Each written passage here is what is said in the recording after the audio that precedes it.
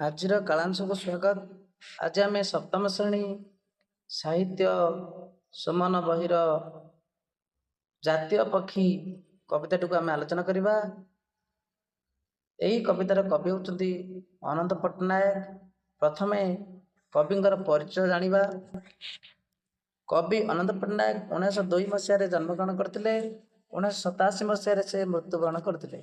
ସମାଜରେ ପ୍ରଚଳିତ ଅନ୍ଧବିଶ୍ୱାସ, ଅତ୍ୟାଚାର, ଧର୍ମାନ୍ଧତା ବିରୋଧରେ ସେ ସ୍ୱର ଉତ୍ତୋଳନ କରୁଛନ୍ତି।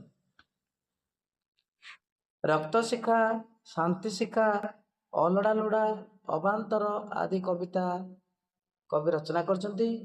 ଏହି କବିତାରେ ଜାତୀୟ ପକ୍ଷୀ ମୟୂରର ଗୁଣ ଗାରିମା ଓ ମହତ୍ଵ ସମ୍ପର୍କରେ ଆଲୋଚନା କରିଛନ୍ତି। ତେବେ ଆସ ପିଲାମାନେ ଏହି କବିତାଟିକୁ ଆମେ ଆଲୋଚନା କରିବା। ଆକାଶେ ବସିଲା ଜଳଦ ମେଳା, ବିଜୁଳି ତହିଁରେ ଲଚିଲା ଖେଳା। ରହି ରହି ଶୁଭେ ଅଶନି ସ୍ୱନ, କଦମ୍ବ କୁସୁମେ ଶୋଭୁଛି ବନ। ଶିହରଇ ମହି ଶୀତଳ ସମୀର, ଯାଉଛି ବହି। ଏହି ଅନୁଚ୍ଛେଦର ଆମେ କଠିନ ଶବ୍ଦାର୍ଥକୁ ଆଲୋଚନା କରିବା, ଭାବାର୍ଥକୁ ମଧ୍ୟ ଆଲୋଚନା କରିବା। ଆକାଶେ ମାନେ ଆକାଶରେ, ବସିଲା ଅର୍ଥ ବସିଲା, ଜଳଦ ଏଠାରେ ଜଳଦର ଅର୍ଥ ମେଘ, ଜଳଦ ଅର୍ଥ ହେଉଛି ମେଘ, ଜଳଦ ମେଳା ମେଘଙ୍କର ମେଳା। ବିଜୁଳି ତହିଁରେ, ବିଜୁଳି ତହିଁରେ ରଚିଲା ଖେଳା, ରଚିଲା ଖେଳା ମାନେ ବିଜୁଳି ରହିଲା। କଦମ୍ବ କୁସୁମେ, କୁସୁମ ହେଲା ଫୁଲ, ଶୋଭୁଛି ଶୋଭା ପାଉଛି। ଶିହରଇ ଥରଇ କମ୍ପଇ, ଶିହରଇ ଶିହରଇ ଥରୁଛି, ଶିହରଇ ଥରଇ କମ୍ପଇ।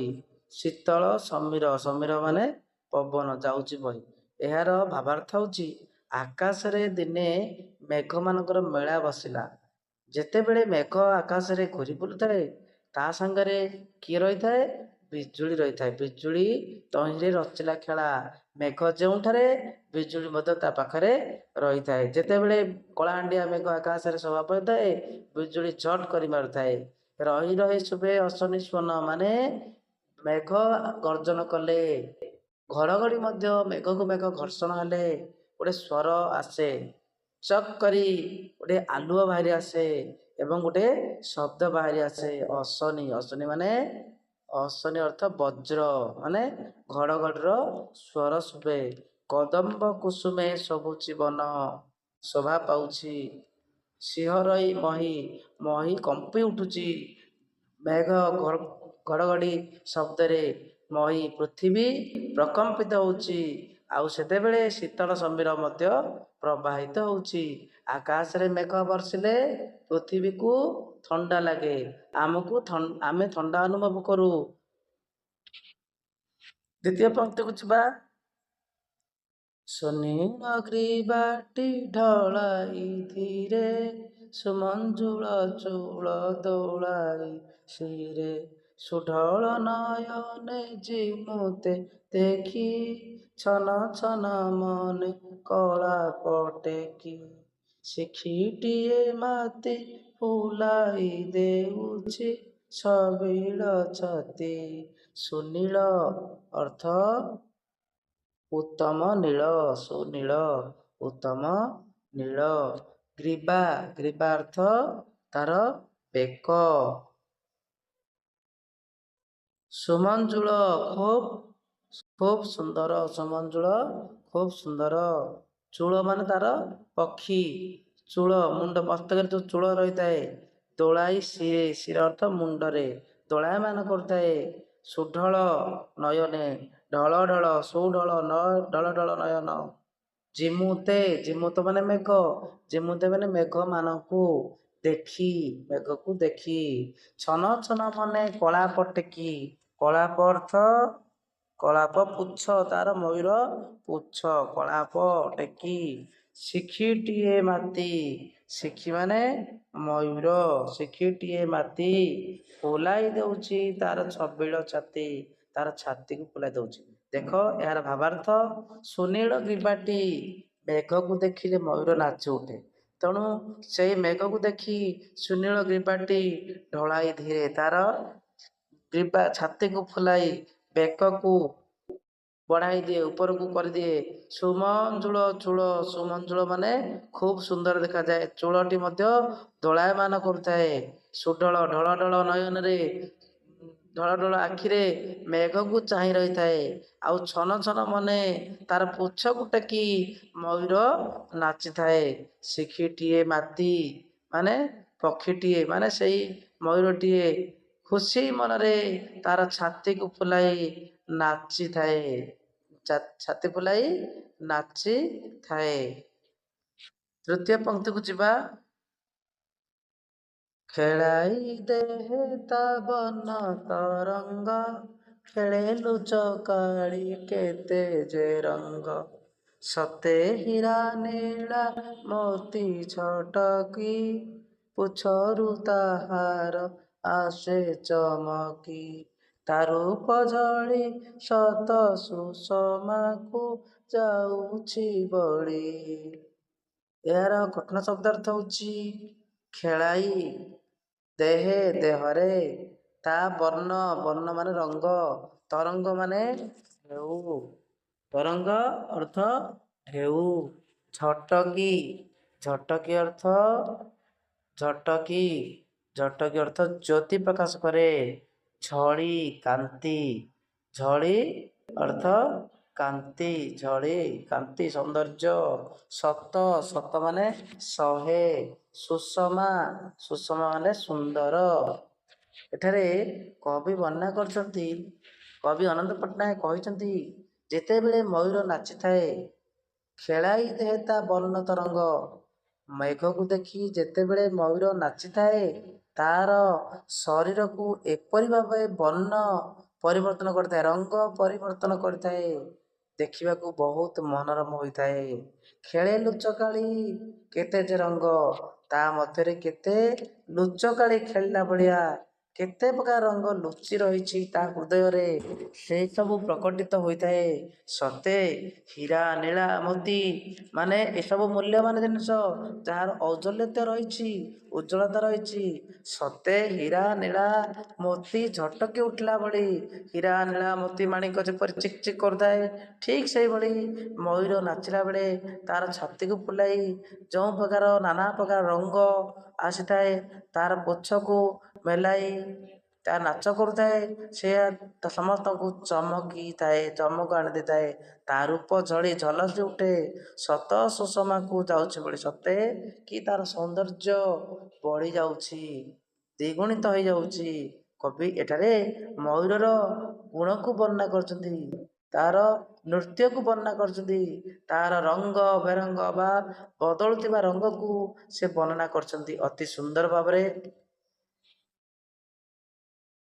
ତାପରେ ଦେଖିବା, ଯେଉଁ ଅଶନୀର ଶବଦ ଶୁଣି, ପିକ ସୁକ ସାରି ହେଲେଣି ତୁନି।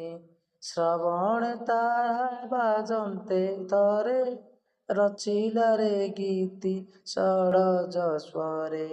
ଆବେଗ ଅନାଇ ସ୍ୱାଗତ ହେ ଘନ, ଉଠିଲା ଗାଇ।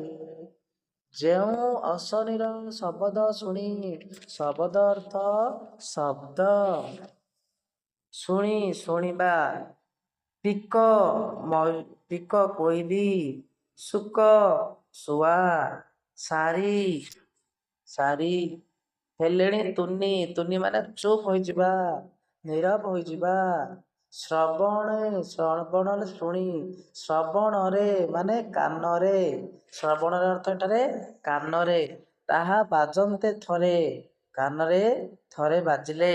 ରଚିଲାରେ ଗୀତି ଷଡ଼ଜ ସ୍ୱରେ, ଷଡ଼ଜ ଅର୍ଥ ସ୍ୱର ବିଶେଷ, ଯେଉଁ ସଙ୍ଗୀତର ଷଡ଼ରୂପ ଷଡ଼ରସ ରହିଛି, ଷଡ଼ଜ ସ୍ୱର ରହିଛି, ସା ରେ ଗା ମା ପା ଧା ନି ସା, ଏହି ଷଡ଼ଜ ସ୍ୱରରେ ଆବେଗ ଅନାଇ, ଆବେଗ ଅନାଇ ଆବେଗ ଅର୍ଥ ଆଗ୍ରହରେ, ସ୍ୱାଗତ କରିବା। ଘନ ମାନେ ମେଘ, ଉଠିଲା ଗାଈ। ଏହାର ଭାବାର୍ଥ ହେଉଛି ଯେଉଁ ଅଶରୀର ଶବ୍ଦ ଶୁଣି ପିକ ଯେତେବେଳେ ଆକାଶରେ ମେଘ ଗର୍ଜନ କରେ, ତା ସାଙ୍ଗରେ ଘଡ଼ଘଡ଼ିର ଶବ୍ଦ ଶୁଣି, ଅଶନି ମାନେ ବଜ୍ରର ଘଡ଼ଘଡ଼ିର ଶବ୍ଦ ଶୁଣି ପିକ ଶୁକ ସାରି ହେଲେଣି ସବୁ ତୁନି, ମାନେ ଚୁପ୍ ହୋଇଗଲେଣି। ଯାହାର ଶବ୍ଦ ଶୁଣି ପୁରା ନୀରବ ହୋଇଗଲେଣି। ଶ୍ରବଣରେ, ଯାହାର କାନରେ ଥରେ ବାଜି ତାହା ବାଜନ୍ତେ ଥରେ ରଚିଲା ଗୀତି ସଡ଼ଜ ସ୍ୱରେ। ପୁଣି ମୟୂର ମଧ୍ୟ ମେଘକୁ ଦେଖି ସଡ଼ଜ ସ୍ୱରରେ, ମାନେ ସାରେ ଗାମା ପାଧା ନିଶା, ଏଇଭଳି ସଡ଼ଜ ସ୍ୱରରେ ତାର ନାଚ କରୁଥାଏ ଏବଂ ଗୀତ ଗାଉଥାଏ, ସ୍ୱାଗତ କରୁଥାଏ, ମେଘକୁ ସ୍ୱାଗତ କରୁଥାଏ। ସ୍ୱାଗତ ହେ ଘନ ଉଠିଲା ଗାଈ। ମୟୂର ମେଘକୁ ଦେଖି ସ୍ୱାଗତ କରୁଥାଏ, ସ୍ୱାଗତ ଜଣାଉଥାଏ। ଦୂରେ ଥାଅ ପଛେ ଶୁଣ ମୋ ପ୍ରିୟ, ନ ହୋଇ କୃପଣ ସଲିଳ ଦିଅ। ହସି ଉଠୁ ଫୁଲେ ଲତିକା ତରୁ, ସବୁଜ ଶସ୍ୟରେ କେଦାର ଭରୁ। ଯାଉ ନିଭି ଯାଉ ନିଖିଳ ଜୀବନ, ତୁଷାର ଦାଉ। ଏଠାରେ ଏହାର ଭାବ ଅର୍ଥ ହେଉଛି ଦୂରେ ଥାଅ ପଛେ ଶୁଣ ମୋ ପ୍ରିୟ, ପ୍ରିୟତମ। ଏଠାରେ ମେଘକୁ ପ୍ରିୟତମ ବୋଲି କବି ମୟୂରର ପ୍ରିୟତମ ବୋଲି ସେ ବର୍ଣ୍ଣନା କରୁଛନ୍ତି। ଦୂରେ ଥାଅ ପଛେ ଶୁଣ ମୋ ପ୍ରିୟ, ମୋର ପ୍ରିୟ ତମେ।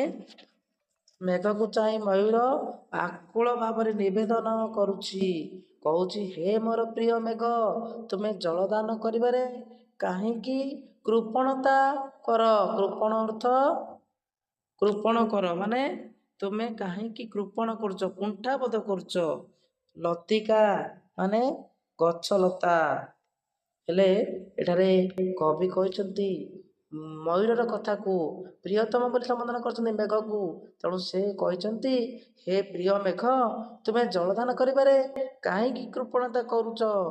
ମନ ଖୋଲି ବର୍ଷା କର, ଯଦ୍ୱାରା କି ଗଛଲତା ଗୁଡ଼ିକ ହସି ଉଠିବ, ଚାଷୀର ବିଲ ସବୁଜ ଶସ୍ୟରେ ଭରିଯିବ। ଏହି ବର୍ଷା ଜଳରେ ସମଗ୍ର ସଂସାର ସବୁ ଜୀବଙ୍କ ମନରୁ ଦୁଃଖ କଷ୍ଟ ଦୂର ହୋଇଯିବ, ସବୁଦିନ ପାଇଁ ଲିଭିଯିବ। ଯାଉ ଲିଭି ଯାଉ, ମାନେ ଯାଉ ଲିଭି ଯାଉ ନିଖିଳ ଜୀବନ ତୃଷାର ଦାଉ। ନିଖିଳ ମାନେ ସଂସାରର ଦାହ କଷ୍ଟ ସବୁ ଲିଭିଯାଉ, ଦୂର ହୋଇଯାଉ। ଯେଉଁ ଗ୍ରୀଷ୍ମର ପ୍ରକୋପରେ ସାରା ସଂସାର କଷ୍ଟ ସହି, କାହାର କଷ୍ଟକୁ ଆଉ ସହି ପାରୁନାହାନ୍ତି, ତେଣୁ ତୁମେ ଯେତେବେଳେ ଜଳଦାନ କରିବ ସମସ୍ତେ ଖୁସି ଅନୁଭବ କରିବେ, ଜୀବନ ତାଙ୍କର ବଞ୍ଚିଯିବ, ଉଦ୍ଧାର ହୋଇଯିବ। ଯେଉଁ ତୃଷାର କଷ୍ଟ ରହିଛି ସେ ତୃଷାର କଷ୍ଟ ସମସ୍ତଙ୍କର ଲିଭିଯିବ। ଜଣାଇ ଏତିକି ଖୁସି ଅନ୍ତରେ, ନାଚିଲା ସେ ପୁଣି ଦ୍ରୁତ ମନ୍ଥରେ। ଦେଖି ଶୁଣି ସବୁ ଅଥୟ ମନ, ଝରାଇଲା ନୀର ଆକାଶ ଘନ। ପିଇ ତାହା ସୁଖେ ଚାହିଁଲା ମୟୂର ସକଳ ମୁଖେ। ଜଣାଇ ଏତିକି ଖୁସି ଅନ୍ତରେ, ଖୁସି ମନରେ। ନାଚିଲା ସେ ପୁଣି ଦ୍ରୁତ ମନ୍ଥରେ, ଦ୍ରୁତ ମାନେ ଜୋରରେ, ମନ୍ଥର ମାନେ ଧୀରେ। ଦେଖି ଶୁଣି ସବୁ ଅଥୟ ମନ, ଯାହା ସ୍ଥିର ନହେବା। ଝରାଇଲା ନୀର, ନୀର ମାନେ ପାଣି। ଆକାଶ ଘନ, ଘନ ମାନେ ମେଘ। ପିଇ ତାହା ସୁଖେ, ଚାହିଁଲା ମୟୂର ସକଳ ମୁଖେ। ଏହାର ଭାବାର୍ଥ ହେଉଛି ଆକାଶକୁ ଏଭଳି ପ୍ରାର୍ଥନା କଲା, ପ୍ରାର୍ଥନା ଜଣାଇଲା ମୟୂର ଯେ କଳା ମେଘ ଆକାଶ ତଳେ ଯେତେବେଳେ ଧୀରେ ଧୀରେ କେତେବେଳେ ଚଳଚଞ୍ଚଳ ହୋଇ ନାଚିବାକୁ ଲାଗିଲା, କେତେବେଳେ ଧୀରେ କେତେବେଳେ ଜୋରରେ ନାଚି ଉଠେ ଏବଂ ମେଘକୁ ସ୍ୱାଗତ କରେ ଏବଂ ମେଘକୁ ନିବେଦନ କରେ ଜଳ ଦେବା ପାଇଁ। ସେହି ସମୟରେ ସାରା ସୃଷ୍ଟିର ବ୍ୟାକୁଳତାକୁ ବୁଝିପାରିଲା। ତେଣୁ ନୀଳ ଆକାଶରୁ ଯେତେବେଳେ ମେଘ ବର୍ଷିବାକୁ ଲାଗିଲା, ସେହି ବର୍ଷା ଜଳକୁ ପାଇ ସମସ୍ତେ ଆନନ୍ଦିତ ହେଲେ ଏବଂ ମୟୂର ମଧ୍ୟ ସମସ୍ତଙ୍କ ମୁହଁରେ ସୁଖ ଦେଇ ଖୁସି ହେଲା। ମୟୂର ଆକାଶକୁ ଚାହିଁ ମେଘକୁ ଦେଖି ଛାତି ଫୁଲାଇ ନାନା ରଙ୍ଗ ଦେଖାଇ ସେ ନାଚି ଉଠିଲା। ମେଘକୁ ସାହାଯ୍ୟ କରିବା ପାଇଁ କହିଲା। କ'ଣ ସାହାଯ୍ୟ? ଜଳଦାନ କରିବାକୁ ଚାହିଁଲା। ସେଇ ଜଳଦାନ ଯେତେବେଳେ ବର୍ଷା କରିଲା, ମେଘ କରାଇଲା, ତାହେଲେ ସେଇ ଜଳକୁ ସମସ୍ତେ ପାଇଲେ। ପାଇ ଜଳକୁ ପାଇ ସମଗ୍ର ସଂସାରର ଲୋକମାନେ ବା ଗଛ ଲତା ପ୍ରାଣୀ ଜଗତ ସବୁ ଖୁସି ହେଲେ। କ୍ଷଣେ କ୍ଷଣେ ଥମି ଯାଇ ପ୍ରସନ୍ନ ଅତି, ଆରମ୍ଭିଲା ବୀର ସମାନବତୀ। ଚତୁରପଣେ ସେ ନର୍ତ୍ତନ ଚଳେ, ଖୋଜେ ବିନାଶିବ ଓ ରାତି ବଳେ। ଦେଖି ତାର ଛାଇ ବିଷଧର ଯେତେ, ଲୁଚିଲେ କାହିଁ। ଦେଖ, ଅରାତି ବଳେ ଶତ୍ରୁ ସୈନ୍ୟ ବିନାଶିବ, ଧ୍ୱଂସ କରିବ। ଏହାର ଭାବାର୍ଥ ହେଉଛି ମୟୂରର ଏହି ନୃତ୍ୟ କ୍ଷଣିକ ମଧ୍ୟରେ ଅତି ସୁନ୍ଦର ଅମୃତମୟ ମନେ ହେଉଛି। ସେ ନିଜର ଚାଲି ଓ ଗତିର ଜଣେ ବୀର ଯୋଦ୍ଧା ଭଳି ପ୍ରତୀତ ହେଉଛି। ନିଛାଟିଆ ସ୍ଥାନରେ ତାର ଏହି ରୂପ ଦେଖିଲେ ମନେ ହେଉଛି ଯେପରି ଶତ୍ରୁ ସୈନ୍ୟକୁ ବିନାଶ କରିବାକୁ ବାହାରିଛି। ମୟୂରର ଗତି ଏଭଳି ଯେ ବୀର ଗତିରେ ଗତି କରିଥାଏ, ସତେକି ସେ ଶତ୍ରୁକୁ ବିନାଶ କରିବା ପାଇଁ ବାହାରିଛି। ତାର ନାଚର ପ୍ରତ୍ୟେକଟି ଛନ୍ଦ ଏତେ ଚମତ୍କାର, ଆଶ୍ଚର୍ଯ୍ୟଜନକ ହୋଇପାରିଛି। ରୂପେ ସୁକୁମାର ଗୁଣେ ସରସ, ସାଧୁ ଜନ ପ୍ରାଣେ ବୁଣେ ହରସ। ଖଳ ଜୀବ ମନେ ଆଣେ ସେ ଭୀତି, ଦେଖାଏ ତା ଆଗେ ବଢି ମାରିତି। ବିହଙ୍ଗମେ ସାର କେତେ ରାଜକୀୟ, ଭାଙ୍ଗିବା ତାର। ଏଠାରେ ସୁକୁମାର ଅର୍ଥ ସୁନ୍ଦର, ହରସ ମାନେ ଆନନ୍ଦ। ହରସ ଅର୍ଥ ଆନନ୍ଦ, ଖୁସି ମନ। ବଡ଼ିମା ଗର୍ବ, ବଡ଼ିମା ମାନେ ଗର୍ବ, ଗର୍ବ। ବିହଙ୍ଗମ ପକ୍ଷୀ, ବିହଙ୍ଗମ ପକ୍ଷୀ। ସାର ଶ୍ରେଷ୍ଠ। ଏହାର ଭାବାର୍ଥ ହେଉଛି ମୟୂର ଦେଖିବାକୁ ଯେପରି ମୟୂର ଦେଖିବାକୁ ଯେପରି କୋମଳ ସୁନ୍ଦର, ତାର ଗୁଣ ମଧ୍ୟ ସେତିକି ମଧୁର।